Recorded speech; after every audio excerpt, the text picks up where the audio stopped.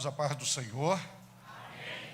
Minha gratidão ao Senhor, o bom Deus, pela oportunidade riquíssima que o Senhor me proporciona, mais uma vez, estar com a noiva do Cordeiro nesta cidade, celebrando o seu precioso nome e podendo dizer que o Senhor é bom e a sua misericórdia dura para sempre. De toda a minha alma externar o meu júbilo de gratidão ao bom Deus, pela vida, pela família, pelo ministério do pastor Vicente Mariano, agradecê-lo pela confiabilidade, amabilidade, generosidade para comigo, estendendo suas mãos sacerdotais, pastorais e ministeriais, abençoando-me, permitindo-me cooperar com o seu digno, honrado e frutífero ministério e dando-me a dádiva de eu poder servir a Jesus hoje, debaixo de sua autoridade pastoral. Que os céus o conserve, dando-lhe saúde e longevidade até Cristo voltar. Abençoando o irmão, a pastora Mara, toda a sua família, o Lucas, a Bruna, seus netinhos, que a boa mão de Deus continue sendo favorável. Cumprimentando Vossa Senhoria, cumprimento também o digno e honrado vice-presidente dessa igreja, pastor Aldino, o co-pastor, pastor Alceu, a diretoria da igreja, homens dignos que de uma forma meritória ao vosso lado ajuda a cuidar da noiva de Cristo. Abra sua Bíblia por bondade agora, por favor, o Evangelho de Jesus Cristo, segundo a narrativa do evangelista João, capítulo de número 2, versículos de número 1 ao versículo de número 11. O Evangelho de Jesus, segundo a narrativa do evangelista João, capítulo 2, versículos de número 1 ao 11. Se você o achou, diga graças a Deus. Acompanhe a leitura comigo, diz assim a Bíblia: e ao terceiro dia fizeram-se umas bodas em Caná da Galileia, e estava ali a mãe de Jesus. E foi também convidado Jesus e os seus discípulos para as bodas. Observe esse detalhe. E foi convidado. Se você puder grifar esse verbo convidar, e foi convidado Jesus e seus discípulos para as bodas. E faltando vinho, a mãe de Jesus lhe disse: não tem vinho. Disse-lhe Jesus: mulher, que tenho eu contigo? Ainda não é chegada a minha hora. Se você puder também grifar, ainda não é chegada a minha hora. Sua mãe disse-lhe aos serventes: fazei tudo quanto ele vos disser. Estavam ali postas 6 talhas de pedras para as purificações dos judeus, e em cada uma cabia 2 ou 3 almudes. Disse-lhe Jesus: enchei de água essas talhas. E encheram-nas até em cima. Se você puder grifar o verbo encher. Enchei de água essas talhas. E encheram-nas até em cima. E disse-lhe Jesus: tirai agora e levai ao mestre-sala. E levaram. E logo que o mestre-sala provou a água feita em vinho, não sabendo de onde viera, se bem que o sabiam os serventes que tinham tirado a água, chamou o mestre-sala ao esposo e disse-lhe: todo homem põe primeiro o vinho bom, e quando já tem bebido bem, então o inferior, mas tu guardaste até agora o bom vinho. Veja que tem o vinho bom e tem o bom vinho. Parece a mesma coisa, mas vinho bom é servido pelos homens. E o bom vinho vem da mão de Jesus. Parece a mesma coisa, mas na prática não é. Versículo 11. Jesus principiou assim seus sinais em Caná da Galileia e manifestou a sua glória, e os seus discípulos creram nele. Antes de você tomar o assento, eu destaquei algumas palavras, mas eu deixei uma por final, por fim. Olhe no versículo de número 2. E foi convidado também Jesus e os seus discípulos. Os discípulos eram de quem? Foram convidados juntos com Jesus. Foram para as bodas com, participar da festa com, andava com. Agora olha o final do versículo 11. E os discípulos creram nele, andavam com Jesus, iam para a festa com Jesus, foram convidados com Jesus, mas não criam em Jesus. Só foram crer em Jesus depois de um ato miraculoso. Ok? Por bondade, assentai-vos. Eu vou pedir a generosidade que você mantenha a sua Bíblia aberta. Mantenha a sua Bíblia aberta. Eu vou fazer uma ministração expositiva. Servos de Deus, Igreja do Deus vivo, noiva do Cordeiro, santos do Senhor, que hoje me ouve aqui neste santuário, como os senhores e senhoras bem viram e são testemunhas oculares, obrigado, servo de Deus. Deus te abençoe. E tem visto que nós estamos situados hoje no Evangelho de nosso Senhor e Salvador Jesus Cristo, segundo a narrativa joanina do seu capítulo 2, e utilizando os versículos de número 1 até o versículo de número 11. O capítulo 2 e esses versículos são muito familiarizados aos irmãos, porque esse episódio bíblico é sempre utilizado como protótipo, como parâmetro, como modelo, como lição em cerimonial de casamento.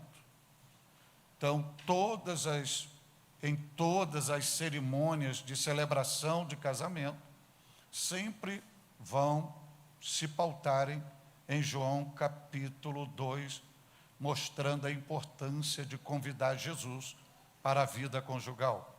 Porém, a minha proposta hoje aqui não é olhar para este acontecimento, esse registro bíblico, com uma visibilidade de aplicabilidade para a vida conjugal. Mas a minha proposta aqui é olhar para este cenário bíblico e visualizar aqui convosco os retratos da história da vida.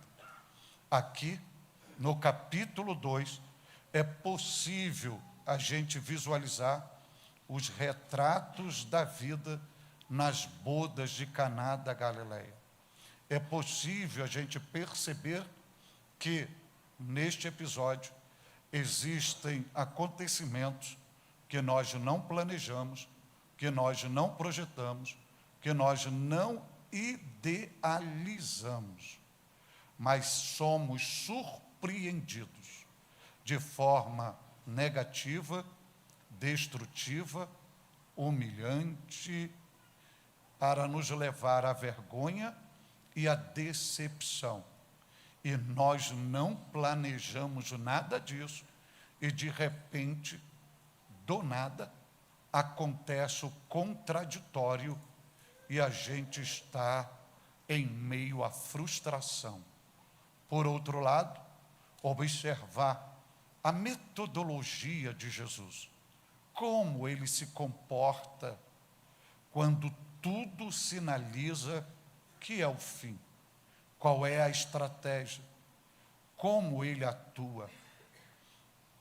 Ele intercede? Ele abençoa? Ele socorre? Então a gente vai visualizar aqui quando Jesus, ele se posiciona para mudar um cenário que nós mesmos não tínhamos possibilidade mais de mudar. E, ao mesmo tempo, entender por que ele permite algo trágico acontecer conosco, roubar a nossa felicidade, mesmo Ele estando presente na nossa vida. Por que Ele permite tudo isso? Injustiça, desamor, abandono, punição ou uma ação pedagógica para nos tirar do natural e nos levar ao sobrenatural, nos tirar da superfície para nos levar à profundidade. O que Ele deseja com isto? A gente vai visualizar isto nesses versículos. Por isso que é importantíssimo manter a sua Bíblia aberta, porque a partir de agora a gente vai visualizar os retratos da vida nas bodas de Caná da Galileia. O primeiro retrato da vida, você vai visualizar no versículo de número 3. No versículo de número 3. O versículo de número 3 vai sinalizar que está tendo uma celebração de casamento, numa duração da cultura da época de 8 dias. E nesta celebração, você vai ver, e é lógico, tem a presença dos noivos, tem o mestre-sala, e na listagem dos noivos, eles incluíram a mãe de Jesus, eles incluíram Jesus, e eles incluíram os discípulos de Jesus. Então, todos estes estavam presentes nas bodas, na festividade, na celebração. Mas mesmo com Jesus presente e a festa discorrendo de uma forma tão tranquila, pacífica e dentro das normas programadas, vai acontecer algo que não estava previsto. E isto você visualiza no início do versículo 3, quando a Bíblia diz: e faltando o vinho. E faltando o vinho. Ora, essa festa de casamento durava 8 dias de celebração. Os pais do noivo e os noivos, ao programar essa festa, ao fazer o planejamento, não planejaram falta de vinho.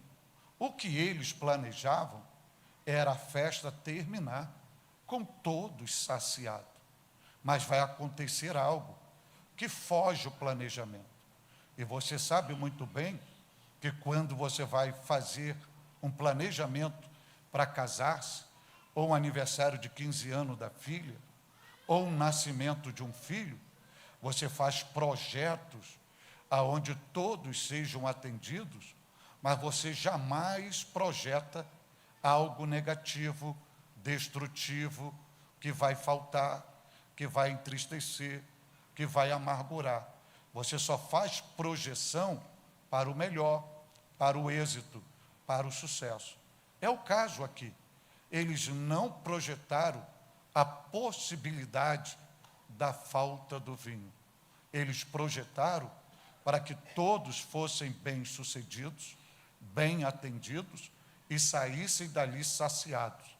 Mas foge o controle dos pais dos noivos e do mestre-sala e dos convidados. E mesmo com Jesus presente, vai faltar o vinho.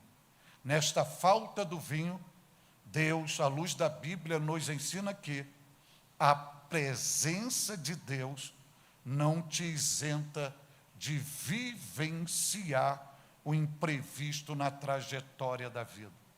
Eu sei que você é crente, eu sei que você tem o seu nome escrito no livro da vida do Cordeiro, eu sei que você é salvo, que você nasceu de novo, que você é selado pelo Espírito Santo, que você foi vestido de novo, revestido das armaduras de Deus, você é a habitação do Espírito Santo, você é servo de Deus, tem os dons espirituais, produz o fruto do Espírito, anda com Jesus, Jesus anda com você, você tem comunhão com Jesus, Jesus tem comunhão com você, Jesus faz parte da história da sua vida. Porém, isto não te isenta de vivenciar uma tragédia na sua vida, mesmo Jesus estando presente, não te isenta de algo negativo na vida. Você vai ver que, à luz da Bíblia Sagrada, essas festas, lá nas bodas de Caná da Galileia, segundo a cultura da época, duravam 8 dias. E neste período de festividade, primeiro dia, festa, alegria. Segundo dia, tudo normal. Mas até chegar ao 8º dia, em um momento, sem eles esperarem, falta o vinho. Isso significa que Deus está nos ensinando que a nossa vida não é estática. A nossa vida é por fases. E as fases da nossa vida são rotativas. O dia de hoje não foi o mesmo de ontem. O amanhã não será o mesmo de hoje. A gente não vive de rotina. A nossa vida não é uma monotonia. A nossa vida não é robotizada. A nossa vida é por fase, por estações, por rotações. As fases da vida são rotativas. Se você olhar para essa festa, um dia anterior tinha vinho, já no outro dia não tinha mais vinho. Sinaliza que na fase da vida há momentos que você amanhece sorrindo e termina chorando. Há momentos que você amanhece festejando, mas termina com um cenário fúnebre, e mesmo Jesus estando presente. Isso significa dizer que nada te isenta, porque as fases da vida, elas não são permanentes, elas são rotativas. E sempre na trajetória da vida vai acontecer algo para interromper a tua festa, teu prazer, tua felicidade, teu gozo, seus objetivos. E com isso somos levados a um processo de decepção, de vergonha, de humilhação e de frustração, de sofrimento. E diante disso tudo, a gente vai chegar à conclusão que tudo que planejamos, tudo que programamos, tudo que sonhamos, fugiu do nosso controle, que a gente não tem como dominar, como administrar. E porque Deus permite tudo isso? Deus permite tudo isso para nos ensinar que nós mesmos não controlamos nada, que tudo está debaixo do controle dele.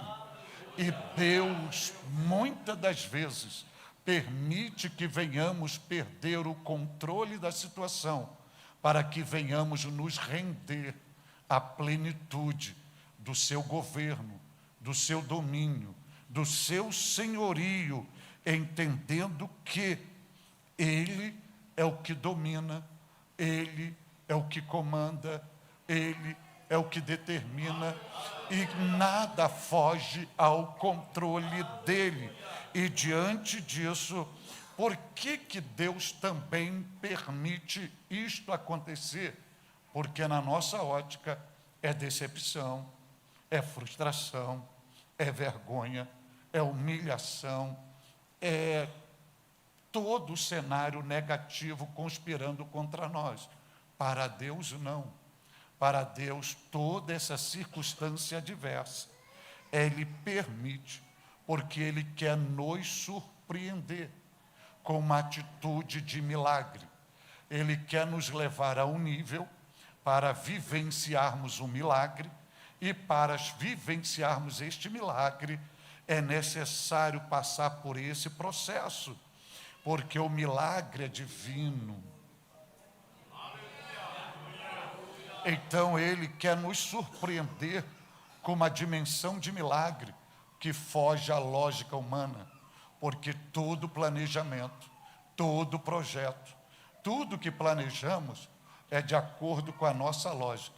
Agora, a atitude de milagre, de surpresa, a mente humana não tem explicação, porque o milagre é elaborado, é planejado, é programado, é decidido na mente de Deus.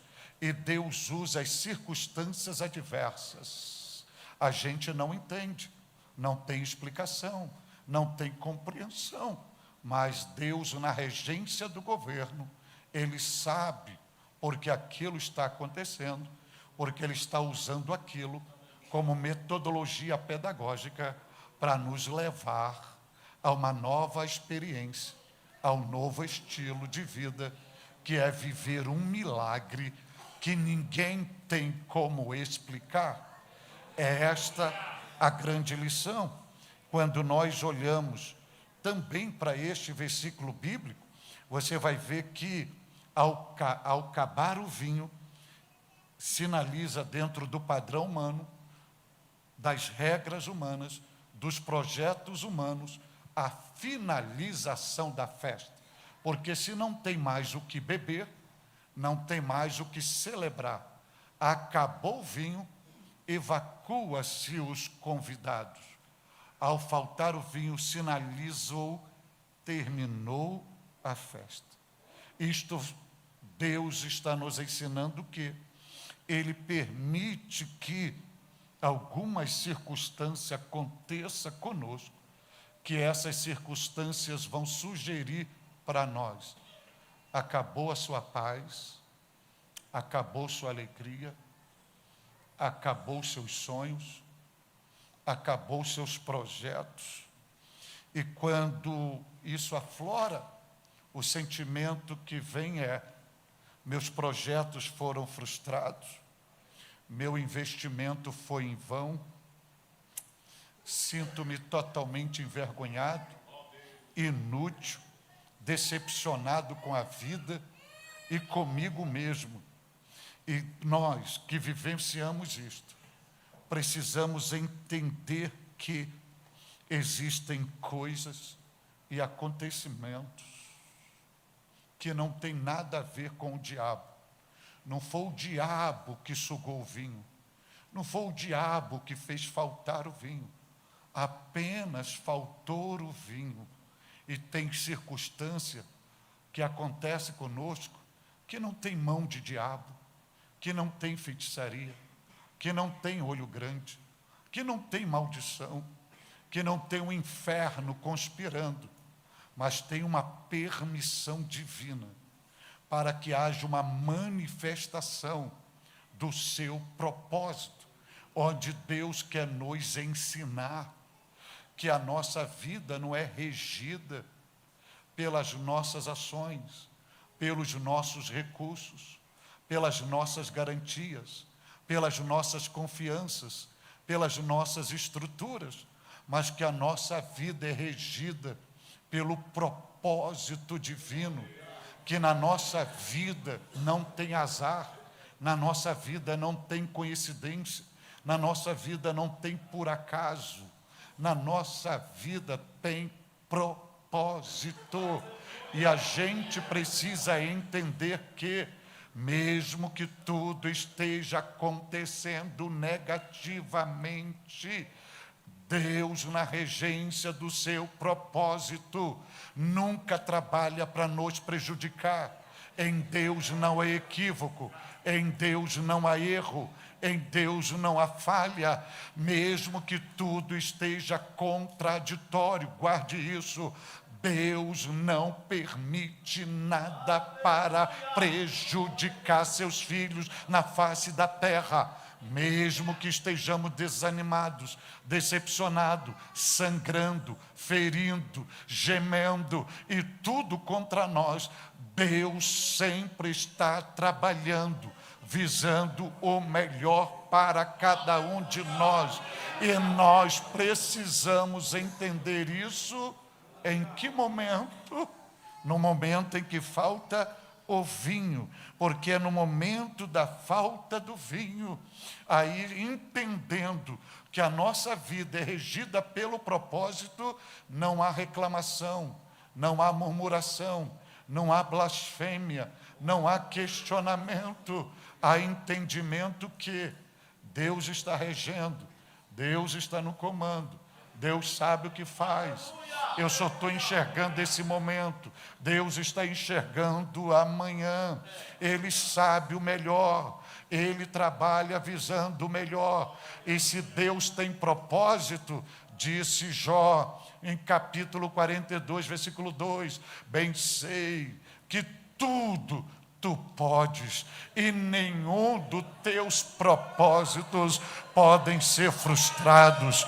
Fique debaixo do propósito, porque Paulo canta: todas as coisas contribuem para o bem daqueles que amam a Deus e são chamados segundo os seus decretos. Ele disse: todas as coisas. São todas as coisas, não é apenas as positivas, mas também as negativas contribuem para o bem daqueles que são chamados segundo os seus decretos.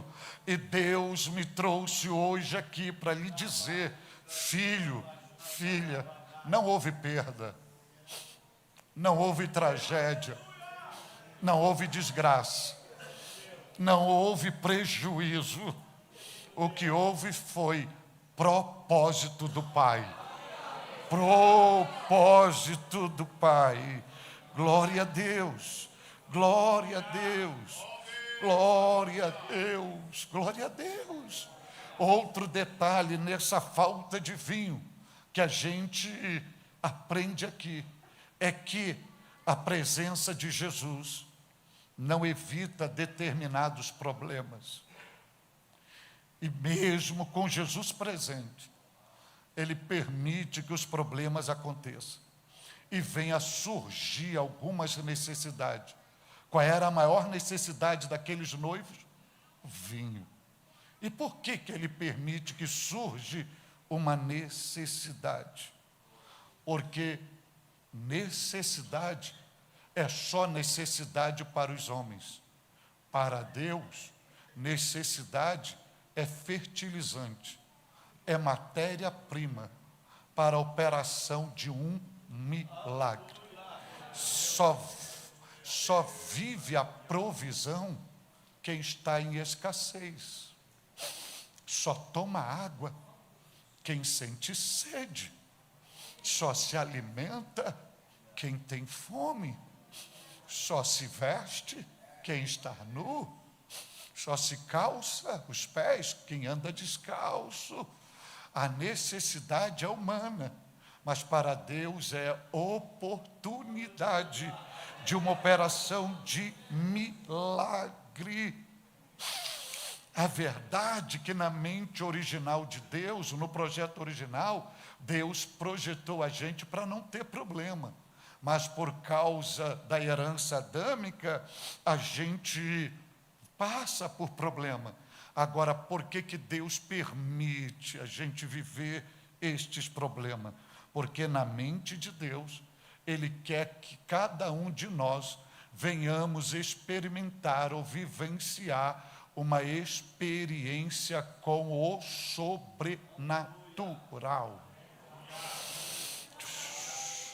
Deus permite as necessidades, porque Ele quer nos tirar da superficialidade e nos levar à profundidade.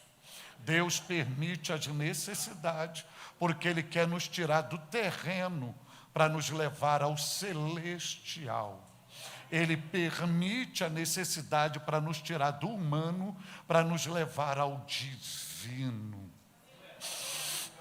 Em outros detalhes, você precisa entender que as fases festivas da vida podem fazer as pessoas se esquecerem de Deus. O ser humano é injusto, o ser humano é ingrato, O ser humano esquece fácil de Deus e da sua bondade, principalmente nos momentos bons, nos momentos de festas, nos momentos de pastos verdejantes. Eles vivem, até crentes, vivem como se Deus não existisse, como se Deus não mandasse, como se Deus não reinasse, como se Deus não fosse o dono dele, o Senhor dele, e ele vive regaladamente.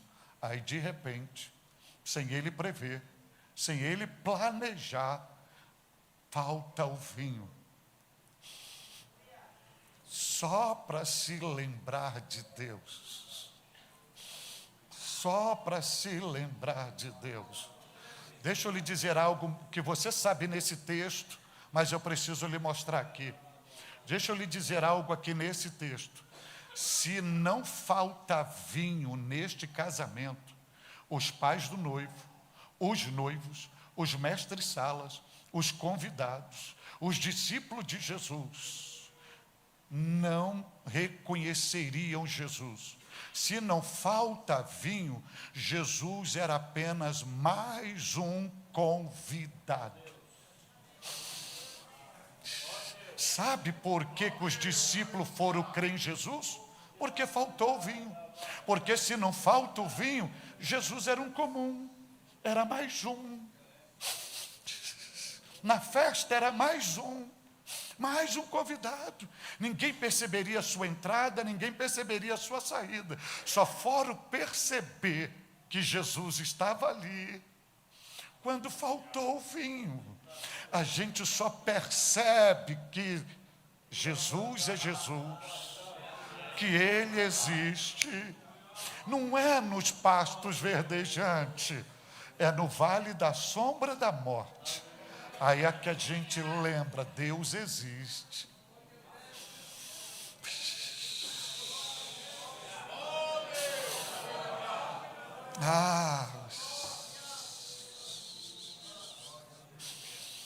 É na dor que a gente vai lembrar de Deus. É na prova que ele vai lembrar de Deus. Mas se tudo está vivenciando de forma regaladamente, a gente vira as costas. A gente faz até a festa e não agradece por nada. Mas quando faltam as coisas, meu Deus, cadê Deus? E ele estava presente, mas para nós é só um convidado, é só mais um. É como o meu recurso financeiro, é como a minha empresa, é como o meu trabalho, é como a minha profissão, é como o meu estudo, é só mais um. Aí ele permite uma necessidade. É na necessidade, é como se ele estivesse dando uma sacudida em nós. Eu estou presente, mas você não me honra, você não me recebeu, você não me reconhece, você não me valoriza, mas eu estou presente. Sabe o que Deus está ensinando para nós? É que a maioria de nós só conhecemos Jesus de ouvir. Os convidados convidaram Jesus, os noivos convidaram Jesus, mas não conheciam Jesus. A maioria de nós só conhecemos Jesus teoricamente, alguns só pelo que os livros de teologia dizem, mas poucos tiveram experiência com Jesus. Pouco viveram o sobrenatural com Jesus. Porque conhecer Jesus é muito mais do que conhecimento teórico ou técnico. Conhecer Jesus é sinônimo de intimidade, é sinônimo de relacionamento, é sinônimo de comunhão. E quem conhece Jesus, o nível de relacionamento dele com Jesus é o mesmo, tanto no cume do monte, como no meio do vale, porque ele conhece Jesus. Oh, que Jesus não seja apenas mais um convidado, que não espere um diagnóstico médico contraditório chegar para você se lembrar de Jesus. Não espere uma porta se fechar para você se lembrar de Jesus. Não espere seu casamento fragmentar para você lembrar de Jesus. Não espere o teu filho ser acometido com um acidente para você se lembrar de Jesus.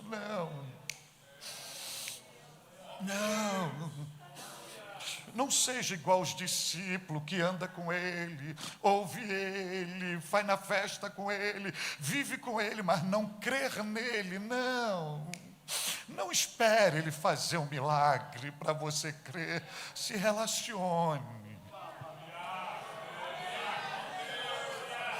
Glória a Deus, glória a Deus, glória a Deus, glória a Deus, glória a Deus. Ele quer te dar experiências profundas. Glória a Deus, glória a Deus.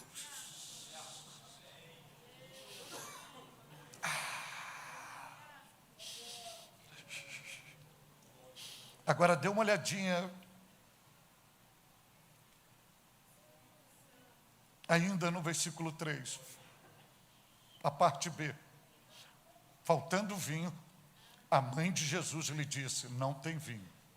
Aí eu lhe pergunto, que responsabilidade a mãe de Jesus tinha com aquela festa? Ela era a mãe dos noivos? Ela era a parente dos noivos? Ela era a mestre-sala do casamento? Ela não tinha responsabilidade nenhuma. Quem é que tinha que perceber que faltou vinho? No mínimo o mestre-sala, que era o responsável para a festa, para que os noivos e a parentela não tivessem problema. Ela era apenas uma convidada. Aí ela se posiciona, sem ninguém mandar. Ela é impulsiva, imediatista. E quem que deveria receber a primeira informação que faltou o vinho? Ou o mestre-sala, ou os pais, ou os noivos. Mas ela vai a Jesus. Faltou o vinho. Aí ele olha para ela e diz assim: mulher, que tenho eu contigo? Mulher é um título de honra. Mas aqui Jesus, ele não está sendo antiético com ela. Mas Jesus já está iniciando a sua missão salvífica no propósito do Pai, e aqui ele corta o cordão umbilical. Que tenho eu contigo? Eu não vivo na sua regência. Quem rege a minha vida é meu Pai. Não é a tua vontade, é a vontade do meu Pai. E aonde ele diz isso? Ainda não é chegada a minha hora. Para Maria, o momento dele operar o milagre era ali, dar um jeito, resolver o problema. E ali ele olha para ela e diz assim: não é chegada a minha hora. Eu não trabalho no teu tempo, na tua vontade. Não é como tu queres. Tu não mandas em mim. Não são seus desejos, anseios que vão mexer comigo para eu fazer as coisas correndo em teu favor. Ainda não chegou a minha hora. E o que isso nos ensina? Jesus vai nos ensinar que o tempo de Deus é diferente do tempo dos homens, pois para Deus tem todo o propósito determinado debaixo da terra. Não são o nosso tempo que rege os céus, ou o tempo de Deus. Não é a terra que determina os céus o que vai acontecer. Não são os nossos impulsos que vai mencionar ou mexer com Jesus. E com isso, Jesus vai nos ensinar, e a Bíblia vai nos ensinar, que o imediatismo da mãe de Jesus não produziu nenhuma influência no comportamento de Jesus. Ela chega e diz: faltou vinho. Ele continua na mesma. Ele não sai do lugar. Ele não faz nada. Ele apenas diz: não é chegada a minha hora. Sabe o que ele está ensinando? O meu, o teu, o nosso imediatismo, o nosso impulso, A nossa ansiedade jamais fará Deus trabalhar fora do seu tempo. Você pode ser imediatista, ansioso, da maneira que for. Você pode subir pelas paredes, espernear, gritar. Nada disso vai fazer Deus trabalhar fora do seu tempo. Não é na tua hora, não é do teu jeito, não é como tu queres, não é no teu anseio, não é na tua ansiedade, não é conforme você acha que deva ser. É Ele que define, é de acordo com o seu propósito, é de acordo com a sua vontade. Haja vista que a Bíblia ensina que os nossos pensamentos não são os seus pensamentos, os nossos caminhos não são os seus caminhos. Deus, Ele trabalha em favor de nós, baseado em propósito, baseado em tempo certo, baseado no seu propósito. A tua ansiedade, o teu imediatismo jamais irá mexer o coração de Deus, jamais irá mover a mão de Deus. O que mexe o coração de Deus é coração quebrantado, humilhado, rendido, dizendo a Ele: faças segundo a tua vontade. Eu me rendo ao teu propósito, faz conforme lhe apraz. Hoje eu não estou entendendo nada, mas amanhã eu entenderei. Eu, nos meus planos, acho que a necessidade é agora, mas eu não me conheço, e tu me conheces, e tu sabes o momento certo de agir em meu favor, de suprir, de operar, de trabalhar, de libertar, de curar, e eu me rendo ao teu propósito, eu me rendo ao teu propósito. Deixa eu lhe dizer algo aqui. A mãe de Jesus fala com Jesus e nada acontece. Você pode orar, você pode jejuar, você pode gritar, você pode passar a noite toda em branco: eu quero, faz, eu quero, faz. E ele na dele, só te olhando. Não é na tua agitação, não é na tua pressa, não é no teu imediatismo, é no meu tempo. É no meu tempo. Aí você me diz assim: por que ele não faz? Por que ele não responde? Por que ele não atende? Por que ele não opera logo? Não tem nada a ver com o poder dele.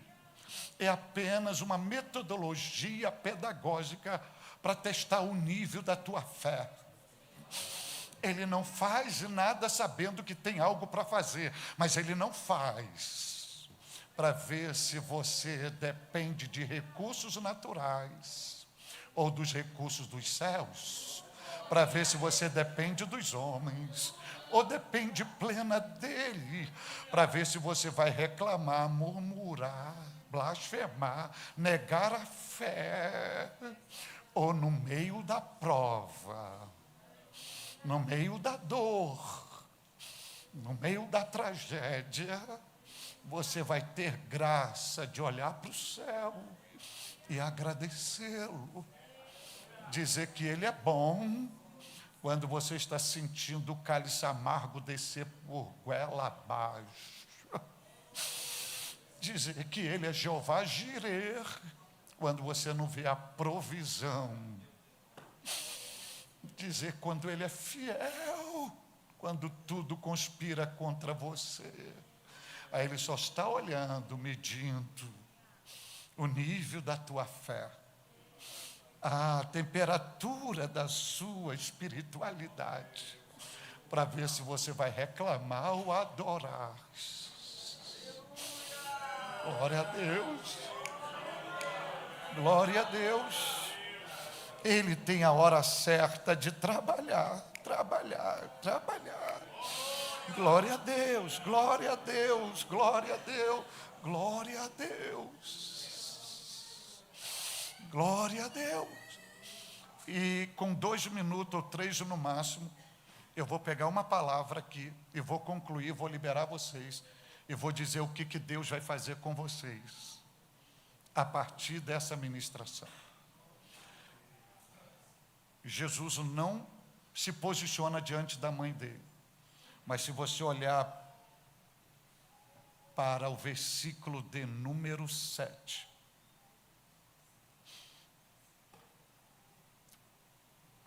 para o versículo de número 7, Jesus vira para os serventes.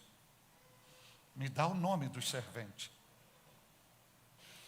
Na festa de casamento, quem é o destaque?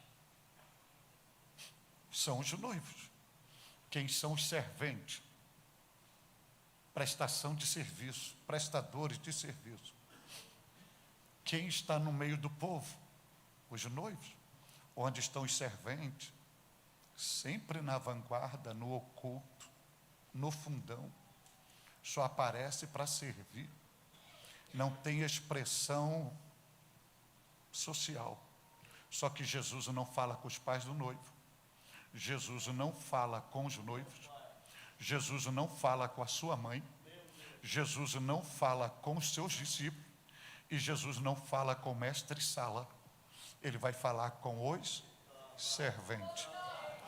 Pare de dizer que Deus não está te vendo, que Deus não te ama, que Deus virou as costas para você, tirou os olhos de cima de você, que Ele não cuida mais de você.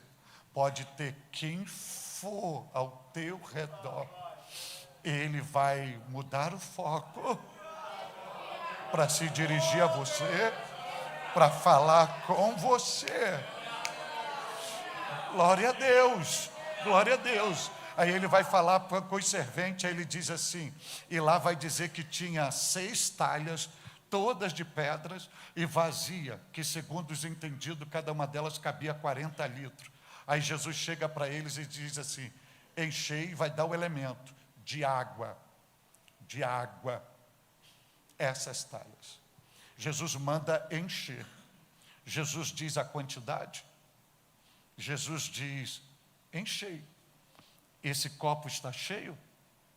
Está cheio, ok? Mas olha os serventes, encheram-nos até em cima. Esse copo está cheio, mas não está até em cima, porque se estivesse em cima, o nível da água teria que estar aqui na boca do copo. Jesus só mandou encher, e eles encheram até em cima. Guarde o que eu vou te falar agora, eu nem vou explicar. O nível do teu vazio define a proporcionalidade do seu enchimento. O reino de Deus não é reino de cheios, é reino de vazios. Porque quanto mais vazio você for, mais cheio você será. Para não pensar que eu estou falando heresia, até Jesus, para estabelecer o seu reino, ele teve que se auto-esvaziar da sua glória. Ele teve que se auto-esvaziar da sua glória para ser cheio do Espírito Santo.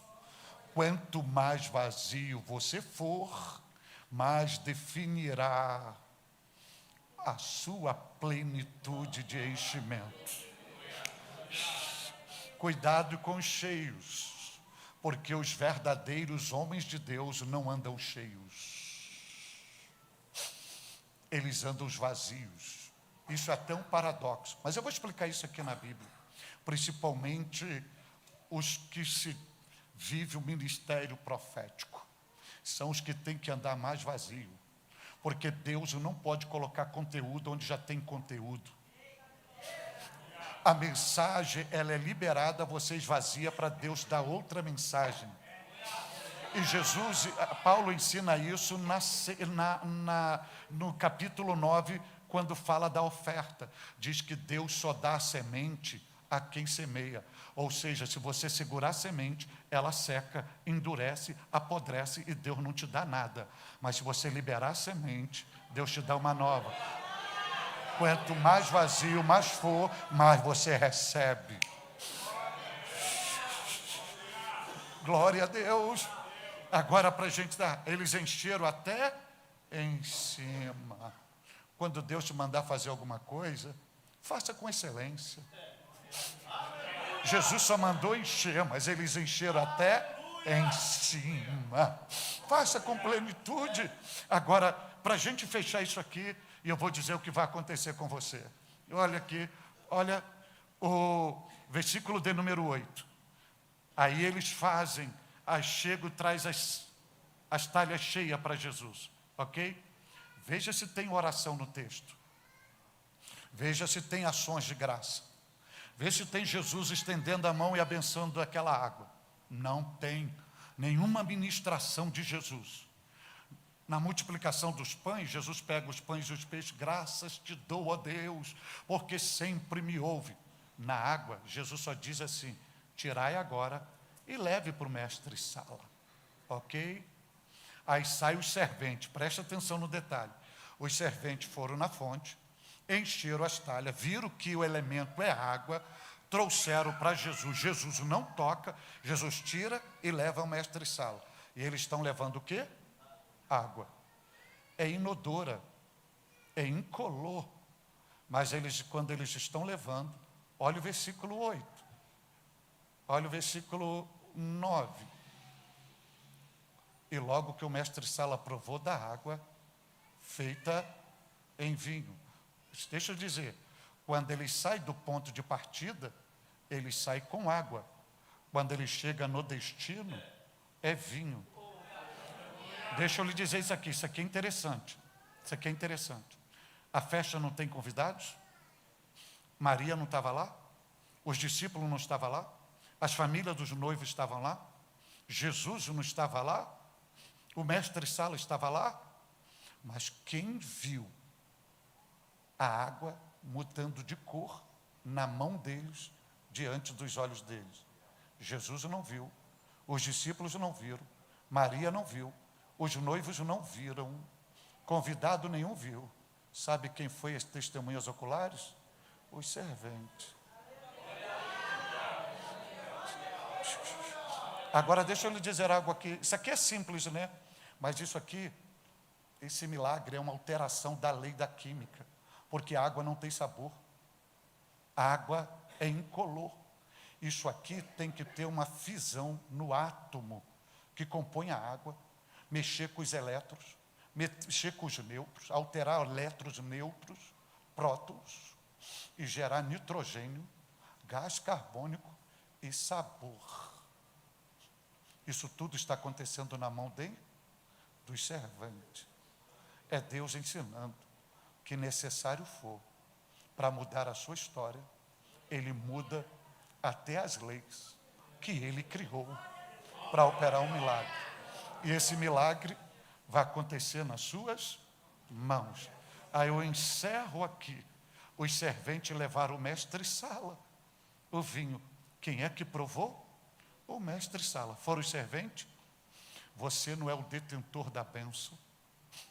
A bênção só passa por você. O milagre aconteceu na mão deles, para que todos os convidados fossem saciados. Você não é o dono da bênção, não segure a bênção só passa por você. Deus opera o milagre na sua vida para outro provar, para outro ser saciado.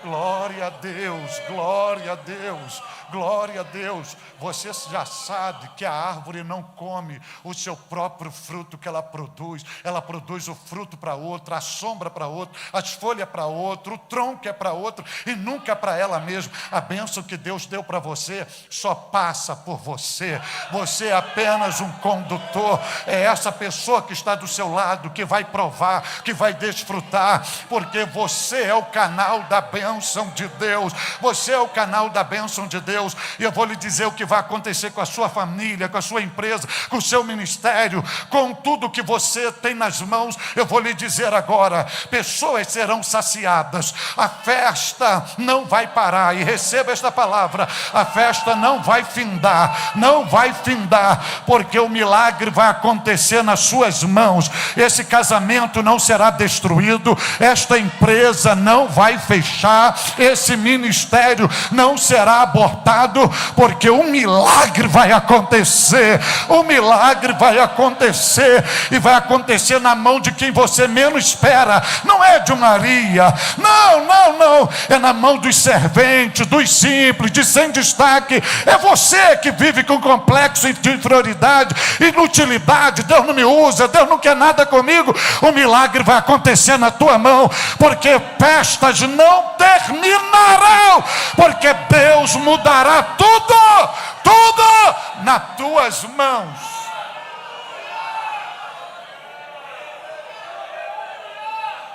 Glória a Deus! Glória a Deus! Aí analisa o texto. O mestre Sala prova, chama o noivo, o responsável da festa.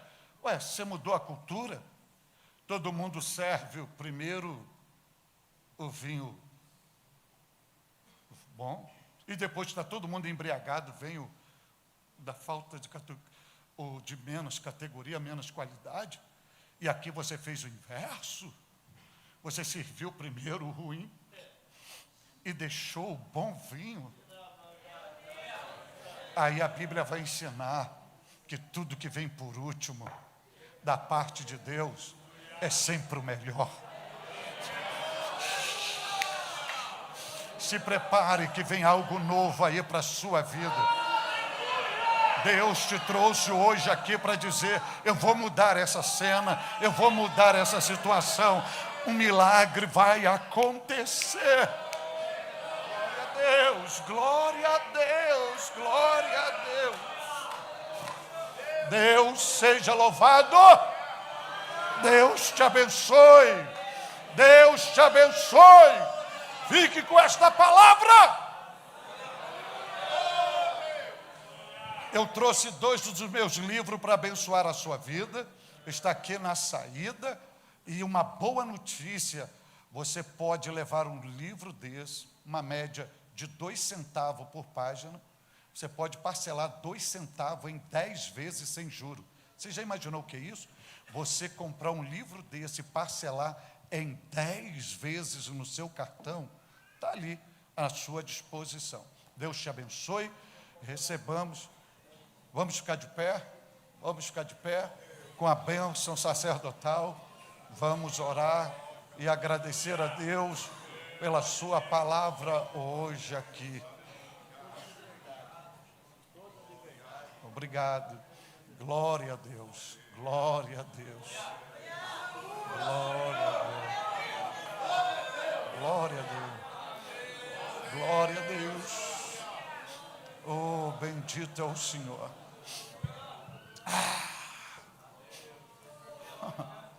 Deus vai mexer nos átomos, nos elétrons, nos prótons, nos nêutrons. Tudo que perder o sabor da sua vida vai ter sabor. Um milagre vai acontecer agora. Glória a Deus. Glória a Deus. Glória a Deus. Você pode levantar a sua mão para o céu.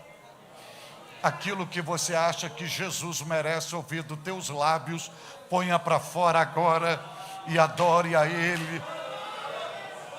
Adore a Ele com toda a força da sua alma. Glória a Deus. E pode agora, como mestre Sala, pode provar de algo novo. Pode provar um sabor novo na história da sua vida. E eu vou, debaixo da graça de Deus, coberto pelo sangue do Cordeiro, eu vou ratificar e enfatizar o que Deus fará na sua vida. Não haverá término da festa. A festa rompida, este casamento não será arrebentado, destruído, as portas desta empresa não fechará, esse ministério não será entregue, esse dom não será enterrado, esse projeto sairá da gaveta, este sonho será realizado. Vem sabor novo para a sua vida, vem algo novo, vem o extraordinário de Deus, o extraordinário de Deus. Essa festa de casamento, ela mudou, ela foi diferente de todos os casamentos da época. Deus está te tirando hoje do natural, da mesmice, da rotina, está te levando para o diferencial, para aquilo que ninguém nunca viveu, nunca experimentou. Tem algo novo de Deus para você aí. Feche os seus olhos. Senhor Deus, poderoso Jesus, amado da minha alma, celebramos o teu nome, porque o Senhor é bom e a sua misericórdia dura para sempre. E eu quero te rogar agora que a tua boa mão, a mão do Todo-Poderoso, seja estendida sobre nós neste lugar. Oh, Senhor Deus, e de uma forma surpreendente, assim como nas bodas de Caná da Galileia, o Senhor operou um milagre, sem dizer o que aconteceria, sem dizer o que ia fazer, sem dizer como seria a forma. O Senhor só mandou servir, e ao provar já era algo novo e saboroso. Ah, Senhor, que desta forma o Senhor possa operar um milagre hoje aqui. Não permita que o teu rebanho volte para casa da mesma maneira que eles chegaram neste santuário. Eles podem ter chegado aqui na água, sem sabor, sem cor, frustrado, decepcionado, mas que eles possam voltar daqui com sabor nos lábios da tua bênção, da tua virada de cativeiro, do cumprimento da tua promessa, da tua vitória, do teu milagre. Ah, Senhor Deus, assim como tu mandaste encher as talhas, enche os teus filhos hoje aqui. Não deixe nenhum deles voltarem vazios. Enche e opere um milagre nesse enchimento. Opere um milagre nesse enchimento. Meu Deus Todo-Poderoso. Oh Deus, oh Deus, receba a nossa gratidão e o nosso louvor, no nome precioso de Jesus. Amém, amém, amém. Quantos podem adorar a Deus? Quantos podem adorar a Deus? Quantos podem adorar a Deus? Quantos podem adorar a Deus? Quantos podem adorar a Deus? Quantos podem adorar a Deus hoje nesta casa?